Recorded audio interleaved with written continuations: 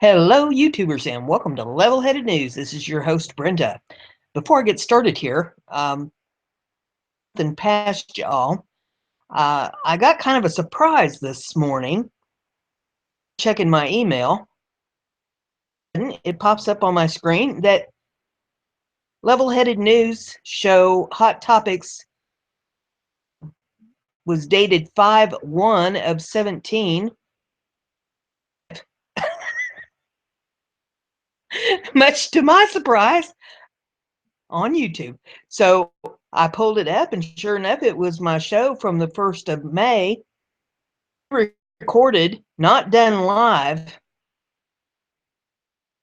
If y'all are getting those kind of messages from YouTube, the only time I'm doing live shows now is if I'm doing and not going to have a show that was 2 weeks ago going live. I have no clue. I don't know what's up with YouTube. But I just wanted to let you know that if you are getting those kind of alerts about my shows in the past, it's not because I have done it. I have no clue. I immediately went over to YouTube to see what there, and nothing looked out of place, and everything was set up just as it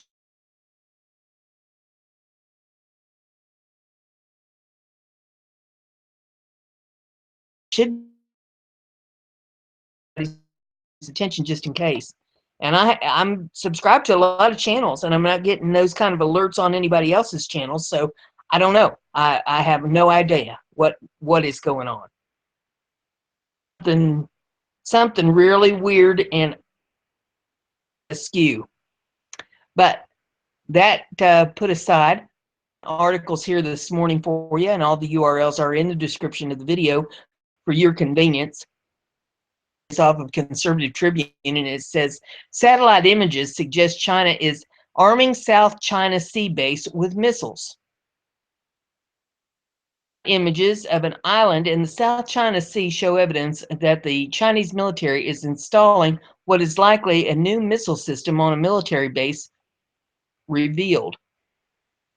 Activity on the People's Liberation Army Yulin Naval Base on Hainan Island, high-resolution imagery showed recent changes in layout toward preparations for new land-based missile installations, according to Defense News. The changes, which occurred 2 months, show that multiple missile launchers have been deployed on the island's west side, in which the launchers are facing, leads us to believe that these are shore-to-ship missiles, Mayor Gurr said. Gurr said that similar systems in satellite data about 2 years ago, but had been removed in recent months to accommodate infrastructure upgrades at the site. Concluded renovation work as the systems are clearly visible, Gurr added. We just don't know if they are new systems or redeployment of ones that were stored in. On the eastern side of the island, a little bit on me here, the island, the photos from the commercial firm ImageSat International show even more development of infrastructure that wasn't there before, what looks like preparations for shore-to-ship missiles, just like on the western side, the company's spokesman Gil Orr told Defense News. It has been trying to crack down on China's military expansion into the South China Sea, an action which went mostly unchecked under the Obama administration. Part of this has been due to China's recent attempts to expand its borders to islands in the same sea where Hainan is located. However, the situation has been made tougher state of development on the islands and Trump's administration need for China's cooperation on North Korea. The New York Times reported that the Trump administration was curtailing American naval activity in this disputed area. Of course, the time to deal with the South China Sea issue was back when China's began. Instead, we're now faced with options that range from bad to worse. And if things get really bad, hey, China can always just fire off a missile at our ships. It's yet another sign the administration will be with us for an awfully long time. This is off at news.com. Says North Korea not afraid as it plans new nuclear tests, says ambassador in the UK. North Korea's ambassador to the UK has told Sky News his country will go ahead with its test at the time and place of its leaders' choosing. Interview in the role, Ambassador Choi, his country would continue its ballistic missile and nuclear programs in spite of intentional warnings against them, and dismiss UN sanctions as having no legal grounds and no effect. In regards to the sixth nuclear test, I do not know the schedule and time for it, as I am here in the UK, not in my home country, Mr. Cho said. And say that the nuclear test will be conducted at the place and time as decided by our supreme leader, Kim Jong-un. The ambassador, whether he was concerned about the prospect of military action, which President Donald Trump's administration has said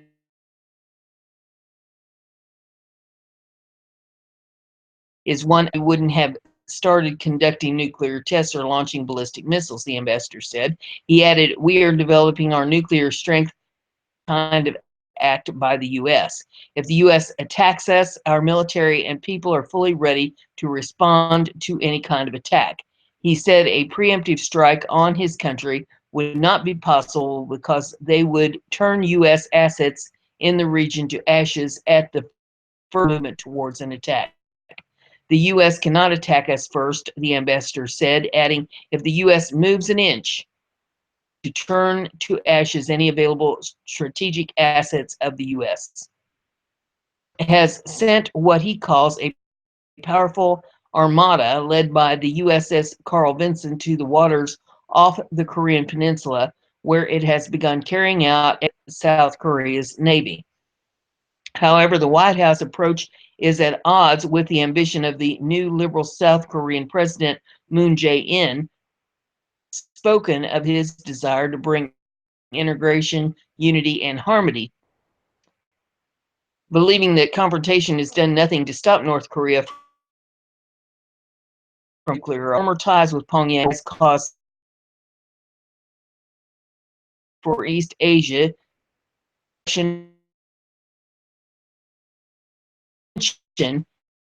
and divergence of option between the U.S. and South Korea.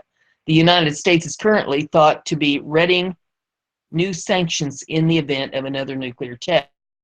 In his interview, the ambassador said his country had been living under sanctions for the last 6 decades, and more sanctions would make no difference to their nuclear ambitions.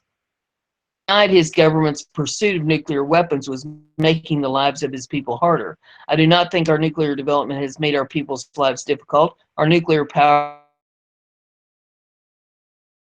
the ambassador, nuclear power is our sovereign right. It's a way to protect the peace of the Korean Peninsula and the region. He claimed it had no basis for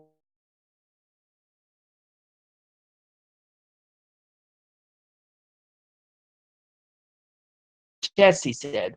As the sanctions do not have any legal grounds, we do not care about them nor accept them.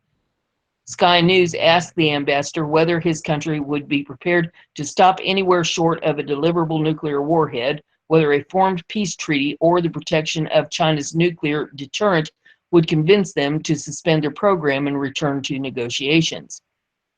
Protect our country is our power enough to suppress any enemy countries, Mr. Cho said. This is the only way to protect our peace and security. This is a lesson we felt in our bones. We had learned a lesson of U.S. military intervention elsewhere. Read in newspapers, the U.S. has been attacking only weak countries, including Afghanistan and Libya, he said. They cannot actually attack the strong countries, although they talk about it. We have to have nuclear power. We our strong military power and nuclear power this April. Strong military power, the U.S. could not attack us first. There was a rare and frank interview, and the bottom line is clear. North Korea intends to continue pursuing nuclear weapons regardless of the consequences. It's off of Breitbart.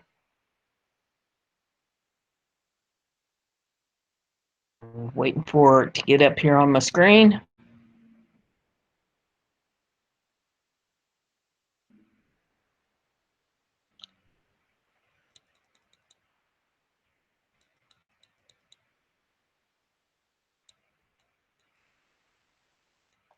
Running in the wheel here.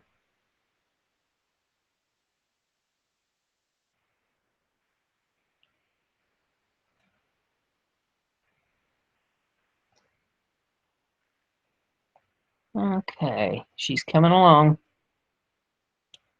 Waited here.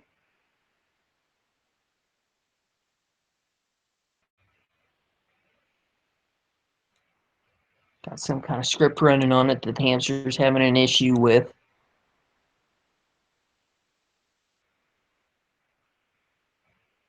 Walt says, why North Korea, or why North Korea's Kim is bulk and bravado.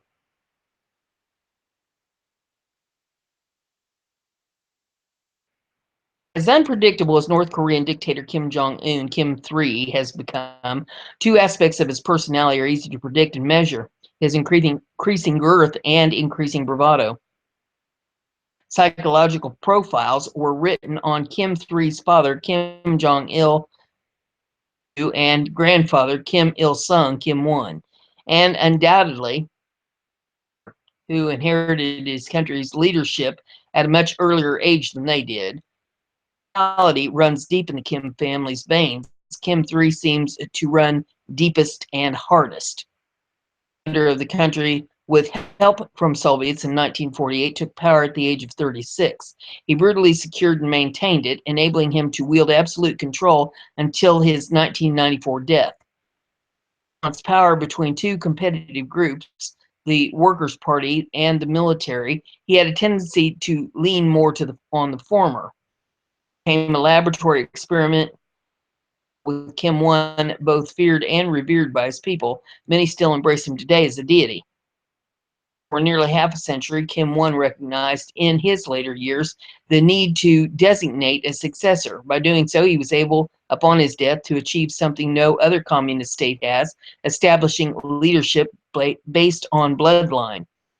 Kim 2 was 53 when he took power in 1994, initially looking to establish a similar relationship with the party as Kim 1 enjoyed. However, party leaders over Kim's transition to power resulted in his turning to the army, launching his military first policy. It was this policy that gave great impetus to Pyongyang's nuclear weapons program and provided him with a security blanket against those opposing his brutal reign.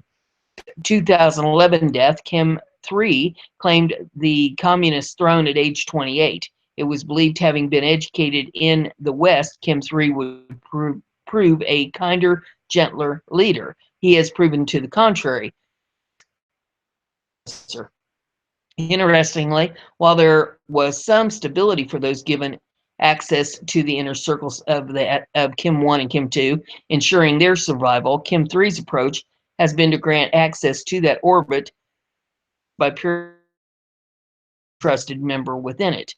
Unlike Kim 1 and Kim 2, who allied themselves with the party and military respectively, Kim 3 seems to have no favorite. He has executed members of his inner circle who were in both, demonstrated by the execution of his uncle. Not even family ties ensure survival.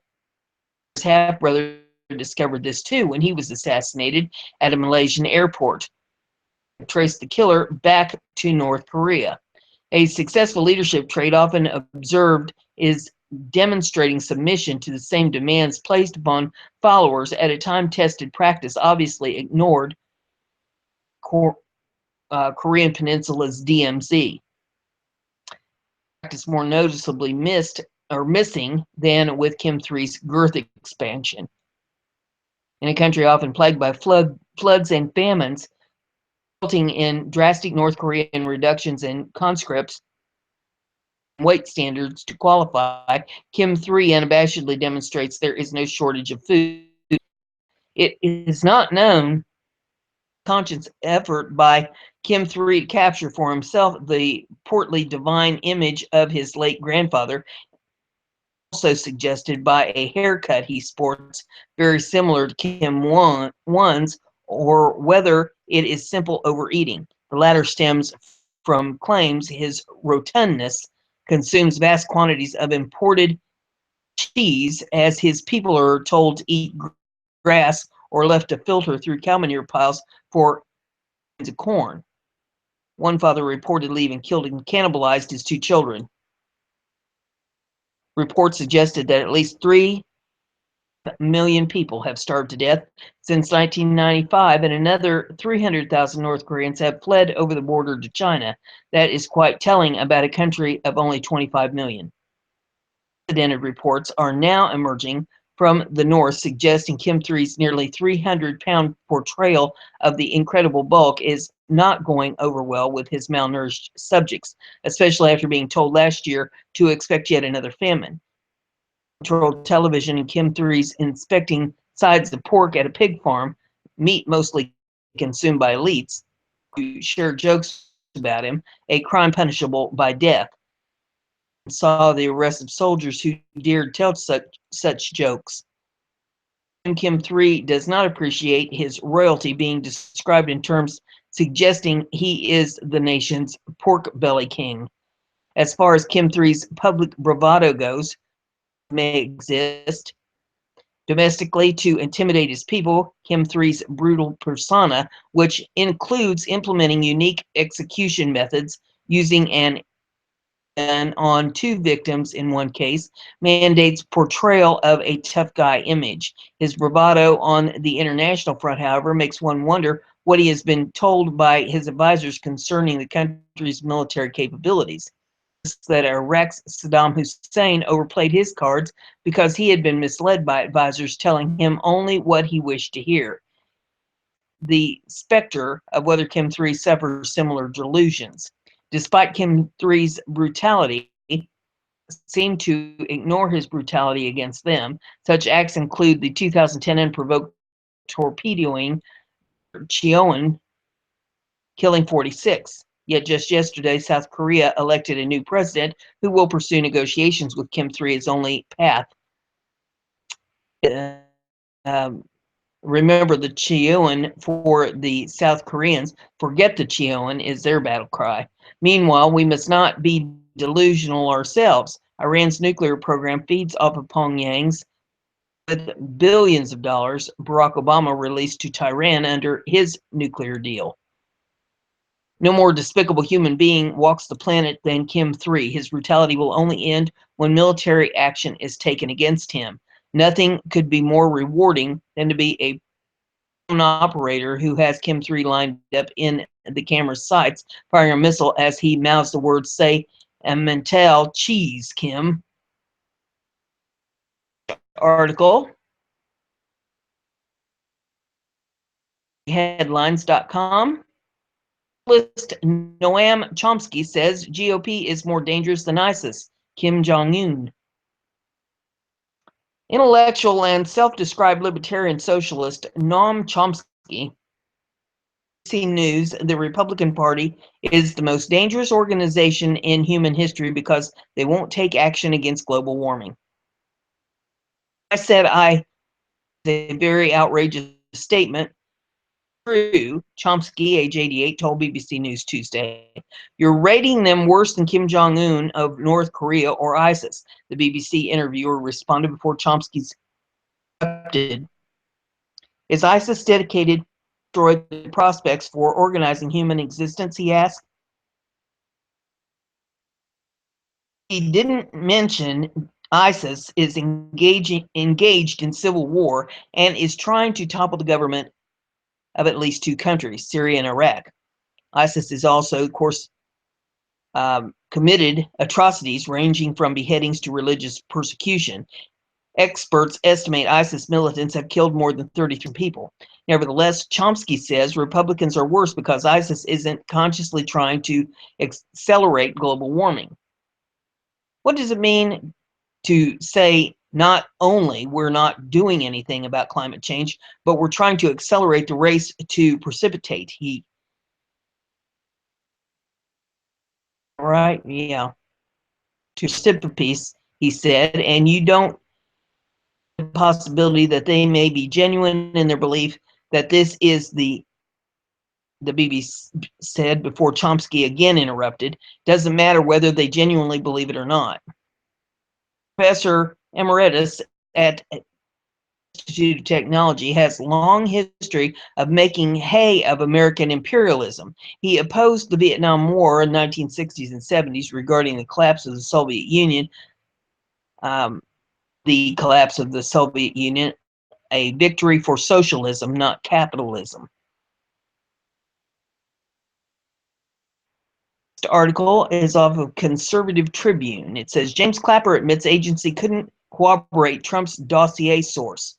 On Monday, former Yates and former director of national intelligence James Clapper appeared before the State Judiciary Subcommittee on Crime and Terrorism to testify about former National Security Advisor Michael Flynn. Liberal media was hoping for a nice juicy scandal to report about. What they actually got was a bucket of cold water thrown in their faces over the Russian Trump conspiracy theories that have been circulating for months, the Daily Caller reported. Under oath that the United States intelligence community could not verify the infamous dossier that was splashed all over BuzzFeed and CNN in early January. The so-called dossier was touted by liberals from Capitol Hill to Comedy Central as proof of Russian collusion campaign, but Clapper shot the theory down flat. We didn't make a judgment on that, he said without equivocation. We couldn't corroborate the sourcing. News media, CNN and other liberal media outlets used the dossier to try to further their narrative that President Donald Trump would be influenced by the Russians. The dossier was put together by Christopher Steele, a former British intelligence officer, and it claimed the Russians were able to blackmail Trump due to compromising and information they had on him. And there's some video in this if you want to pull it up and see that for yourself. It says Fox News reported that Clapper also reaffirmed that the intelligence community had no evidence that the Trump campaign colluded with the Russians during the 2016 election. Media will lead out of that? Of course they won't. Because in the end of their conspiracy theories about Trump and Russia, they would have to actually accept that he won the election fair and square. CNN did note, however, that Trump took a victory lap on Twitter on Monday night. Donald Trump's Twitter says, Director Clapper reiterated what everybody, including fake news media, already knows. There is no evidence of collusion with Russia and Trump. The text of that tweet on the cover photo of his personal Twitter page as of Tuesday morning, the cover photo had been changed again and no longer included the text of the tweet.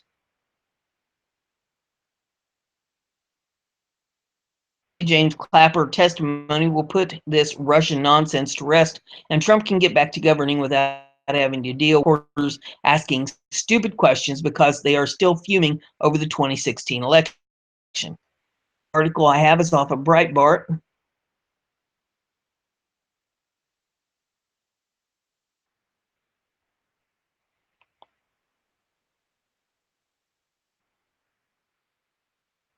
Get it to come up here where I can read it.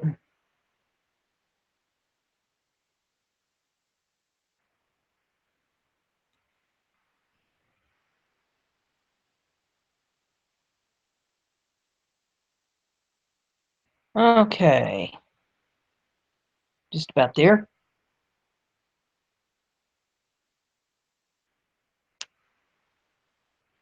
Fake news. Russia investigation is adequately resourced, Deputy FBI Director says.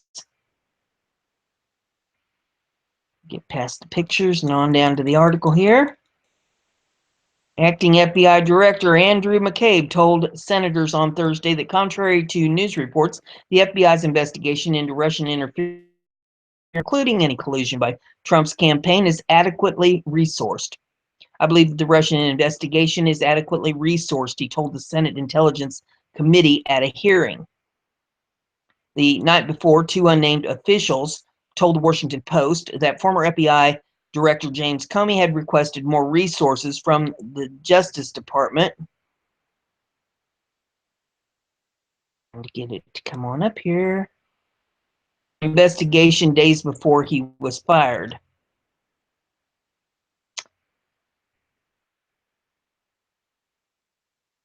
Now we wait for it to scroll up a little bit more.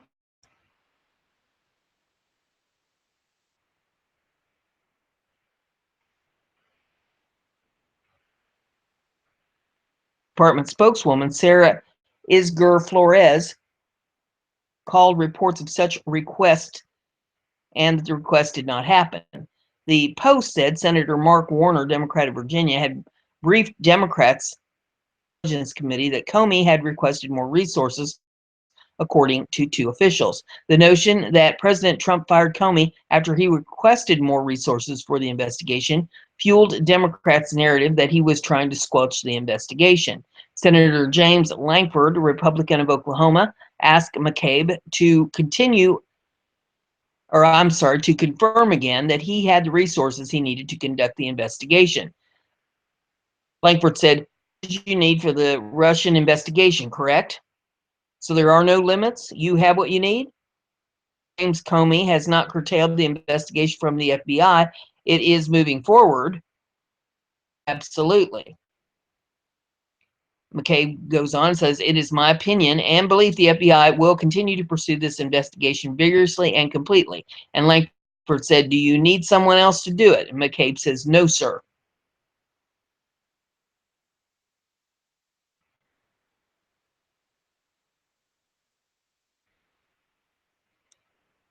The next article that I have for you is off of Western Journalism.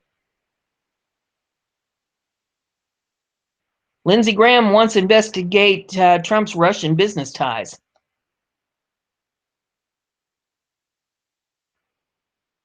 Lindsey Graham, Republican of South Carolina, plans to investigate President Donald Trump's potential business ties with Russia as part of his subcommittee's investigation into Moscow's attempt to influence the presidential election.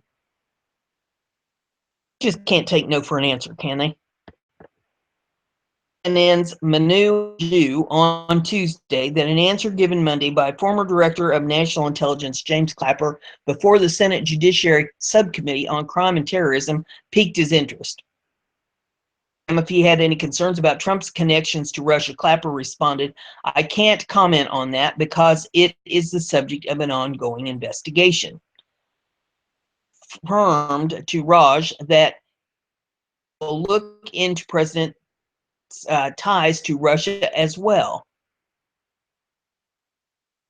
CNN reporter asked if Trump's that again when the CNN reporter asked if Trump releasing his tax returns will be part of the investigation, the South Carolina senator responded, "It would be helpful to commit to subpoenaing them at this time."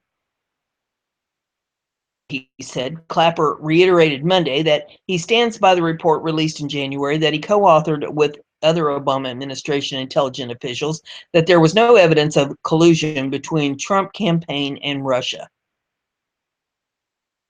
Based on Clapper's affirmation of the report findings in a tweet later that day, cited some other findings of the intelligence officials' report in his introductory remarks on Monday. The intelligence community unanimously said that the Russians, through their intelligence services, tried to interfere in the 2016 American presidential election, that it was the Russians who hacked John Podesta's emails, it was the Russians who broke into the Democratic National Committee, it was the Russians who helped empower WikiLeaks, Graham said.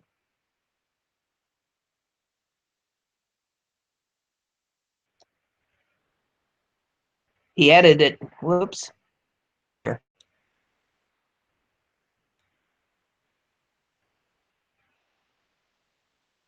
There is no evidence that the Russians changed any vote tallies, and it is unknown what effect, if any, they had in influencing the thinking of Americans as they went into the voting booths last November. The next article, Cyberscoop, it says Congress's new spending bill includes $100 million to counter Russian information operations.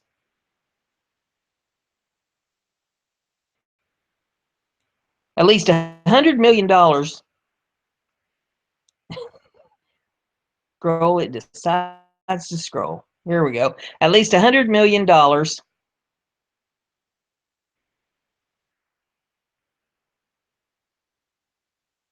Third time's a charm. At least $100 million in funding specifically to counter Russian information operations will be available under a new unveiled spending bill to keep U.S. government running until the end of September. Dubbed the Countering Russian Influence Fund, the new initiative provides support to civil society organizations and other entities based in Europe, Eurasia, and Central Asia.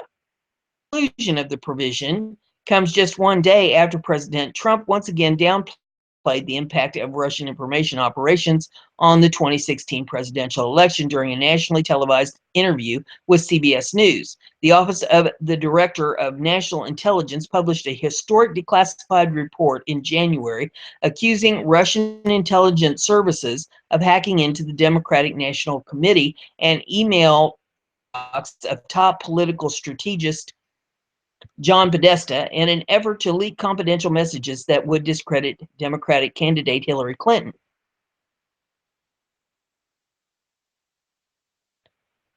Send the spending bill to Trump for his signature before Friday evening to avoid government shutdown. The president has said he will sign the $1.1 trillion legislation. Cybersecurity firms have warned in recent months, anonymous with the Russian intelligence services known as APT-28 or Fancy Bear, is actively targeting nations in France and Germany later this year. Lawmakers are becoming increasingly aware that the threat of information warfare, a term used broadly to define propaganda efforts undertaken by a state to strategically influence public opinion in a foreign country, after several recent congressional hearings, which brought experts to Capitol Hill to discuss the matter. $100 million shall be made available for assistance to counter Russian influence and aggression in countries in Europe, provided that such funds shall be referred to as Counter Russian Influence Fund, the fund, and made available to civil society and other entities for rule of law, media, cyber, and that strengthen democratic institutions and process counter Russian influence and aggression. The bill, it gives a reading of the bill, and I'm not going to read all that. If you want to read that, you can pull it up and read it yourself.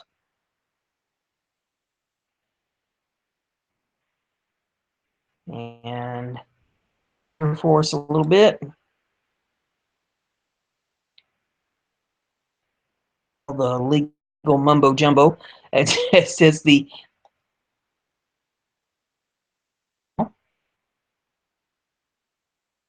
legislation also importantly establishes an implementation framework for the Countering Russian Influence Fund, which calls on Tillerson and U.S. Aid Administrator Wade Warren to submit a spending plan to the bill's passage to the committees on appropriation, dealing the proposed uses of the fund on a country-by-country basis. This is not the first time Congress has introduced legislation that aims to stifle Russian information operations. In early January, Senator Ben Cardin of Maryland, a ranking member on the Senate Foreign Relations Committee, sponsored the Counteracting Russian Hostilities Act of 2017 and comprehensive sanctions bill that proposes a package of fiscal and diplomatic penalties against the Kremlin. Article is off of Breitbart.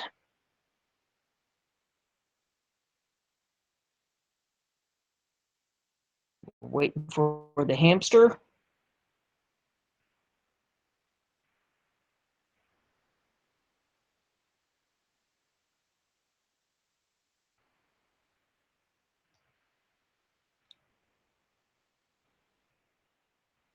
Gorka says Trump fired FBI director to make a statement after Comey's latest testimony. Today's Breitbart Daily, or try that again, on Wednesday's Breitbart News Daily, Dr. Sebastian Gorka, deputy assistant to President Trump, said that the firing of FBI Director James Comey was an example of how incredibly decisive the recent testimony of the director added that last straw to the camel's back and proved that he's unfit to serve. Confidence not only the president, but of the agents that serve under him, Gorka said of Comey. Before I came into the White House, I spent many years training and educating FBI agents, so I have a lot of connections with them, he said. When they tell you from, whoops, okay, when they tell you from one of the field offices that when the director gave that infamous press conference where for 13 minutes he built a watertight case for the prosecution of Hillary Clinton, and then in the last minute punt and said, no, I've decided not to recommend prosecution, when half of the agents in that field office stood up, as I was told by a reliable source, put on their jackets and left the office for the next 4 days, then you know your situation is untenable. You've lost the institution, Raheem, he told SiriusXM host Raheem Kassam.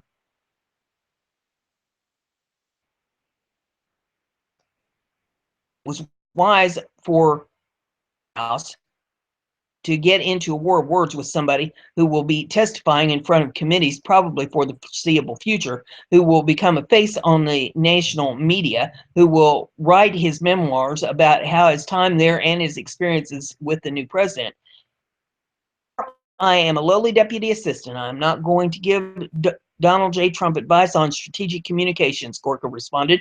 Remember, on the day of the election, the Huffington Post said Hillary Clinton has 98% chance of victory. The New York Times said Hillary Clinton is going to win. Anything to teach the president about communications, what to tweet, what to say in a press conference. He's broken the whole mold of strategic communications, and he's done so despite the old ways of doing business. So I think he's pretty secure in what he does, and he will weather any consequences admirably.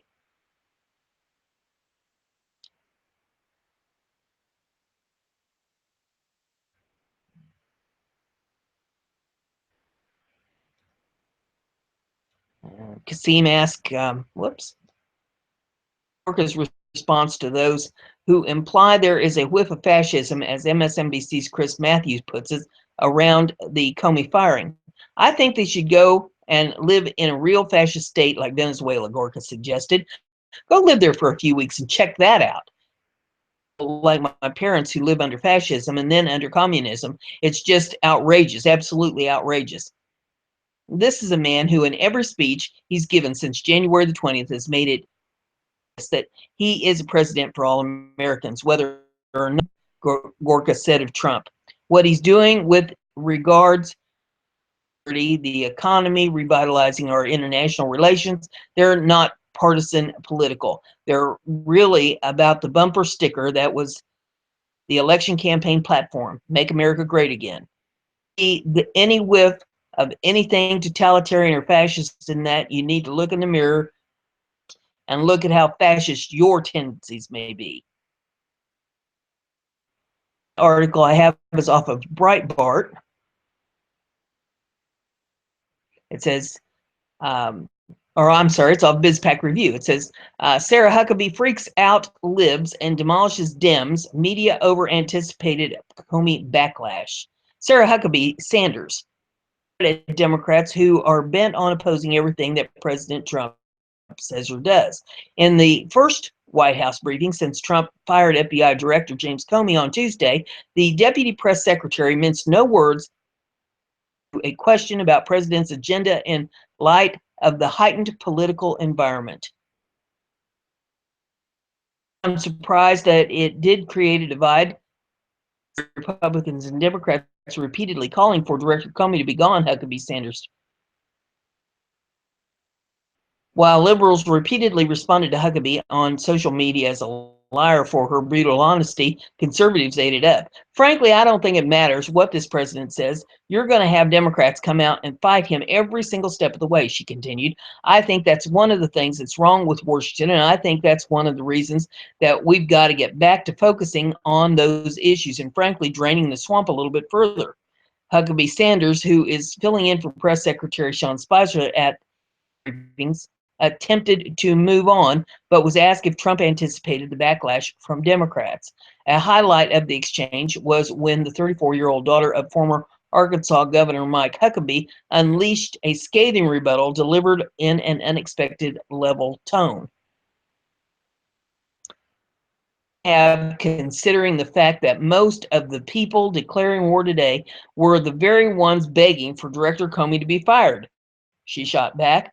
She topped off her response by calling out the hypocrisy of Democrats, noting what would have happened if Hillary Clinton had been elected president. She would have fired Comey immediately, and the very Democrats that are criticizing the president today would be dancing in the streets celebrating, Huckabee Sanders said. So it's just the purest form of hypocrisy.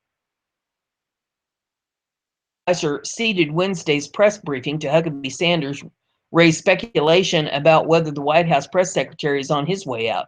A new report this week indicated that Huckabee Sanders may be in a trial period to determine if she will replace Spicer, whose handling of the news of Comey's firing did not please the president.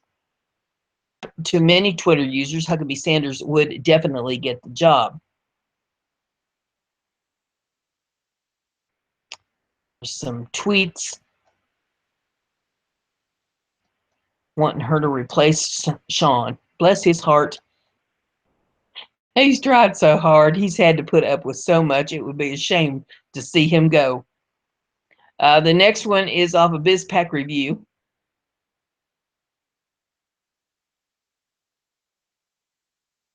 And we'll see if we can get this to cooperate with us here.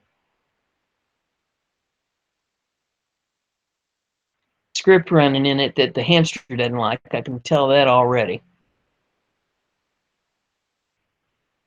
Just have to give you the gist of this and let you pull it up and read it for yourself. It's off of BizPac Review, and it says, rumors swirling, will Trump pick Sheriff Clark or Trey Gowdy to replace James Comey? The gist of it is that they are both on the short list for replacing. Be interesting to see who does get the job. Trey Gowdy lose his position currently has on the Intelligence Subcommittee. Really good job, but FBI director as well, and so would Sheriff Clark. For yourself, because my hamster doesn't like it in the background here. So yourself, maybe your hamster will like it better than mine. Next one is off of Breitbart, and get it to scroll up. Hopefully the hamster will like this one a little bit better than the last one.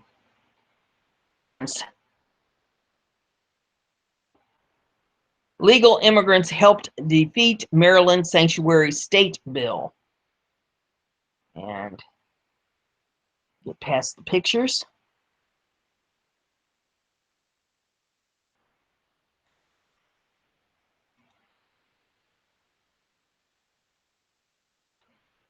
Legal immigrants helped to defeat a bill that would have made Maryland sanctuary state for illegal immigrants, says the New York Times, which admitted their voices have rarely been heard in the long debate over how to fix the nation's immigration system. Reports the failure of sanctuary bills in Maryland reveals a potentially troublesome fissure for Democrats as they rush to defy Mr. Trump. Out an activist position built around protecting undocumented immigrants, but it is one that has alienated many expected to support it. In March, the Democrat-controlled Maryland House of Delegates, Maryland's Law Enforcement and Trust Act, prohibited police from asking about a suspect's immigration status, illegals over to, or handing illegals over to federal enforcement agents unless required by federal law, and ultimately failed after sparking uproar and earning rebukes from both U.S. Attorney General Jeff Sessions and Republican Maryland Larry Hogan. Foreign-born Maryland residents who worked hard to become law-abiding U.S. residents were really incensed by the bill. The Times notes that supporters of the sanctuary bill had labeled them as white criminals whose personal struggles could not compare with illegal aliens. An unnaturalized citizen told the Times, just because you are a productive member of society working hard, mowing lawns, that should not be the reason to give you that gold. Jammed something down. Another legal immigrant from El Salvador who had once overstayed his visa before obtaining a green card is worried about the rapidly increasing public school population that has also led to a rise in property taxes. Murderous MS-13 gang right now, and I'm thinking about them. Right to be afraid of stuff is increasing, he asked. Entrepreneur said he is frustrated by the way progressives conflate foreign lawbreakers with well, then it jumped on me, with legal immigrants. It's always crime for statistics for all immigrants, very low for illegal immigrants, but I want to know illegal immigrants. Nobody has statistics for that, he told the Times. To shield illegal alien criminals while refusing to discuss illegals' crime rates has alienated immigrants who have voted for Democrats for years. The Times is puzzled by legal immigrants' opposition to sanctuary jurisdictions and labels them as a surprise foe to the bill, as if immigrants must maintain ethnic loyalty to legal immigrants or political loyalty to progressives' goal of diversity above their natural loyalty to family and their sworn loyalty to fellow citizens.